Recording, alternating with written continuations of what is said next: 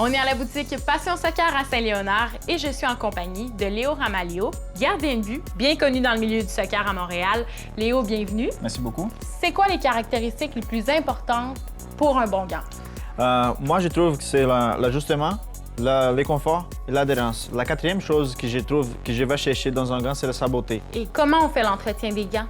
Avec un peu de savon. On a les savons ici comme un exemple de la marque Roche qui est faite exactement pour ça. Mais on peut utiliser aussi du savon liquide à bébé qui fait pratiquement la même affaire. On lave à la main, si je comprends À la bien. main, sans utiliser la laveuse ni les sécheuses. Donc, on laisse sécher à température tiède. Exactement.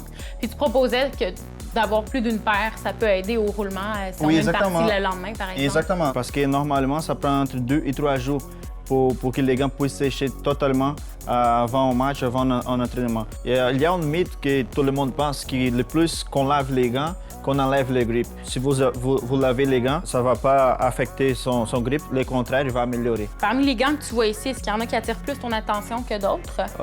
Oui, ces modèles-là, parce que j'aime la coupe hybride, négatif au centre et avec du roofing. Coupe négative, tu le disais tout à l'heure, en fait, la couture est à l'intérieur.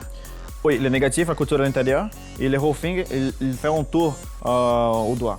Dans ce gant-là, il n'y a pas de protection, mais il y a des gants qui viennent avec les protections. Pourquoi on va se servir d'une protection? Moi, je l'utilise, la protection, comme ce modèle-là, pour m'aider à faire un arrêt de bout du doigt, par exemple. Parce que si on n'a pas ça, les ballons viennent trop fort, les doigts ils vont tourner vers en arrière. Comment on choisit notre grandeur de gants? Est-ce qu'il y a des trucs pour savoir si c'est la bonne grandeur?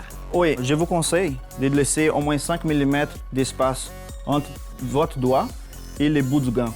Bien, merci beaucoup, Léo. Merci beaucoup à vous.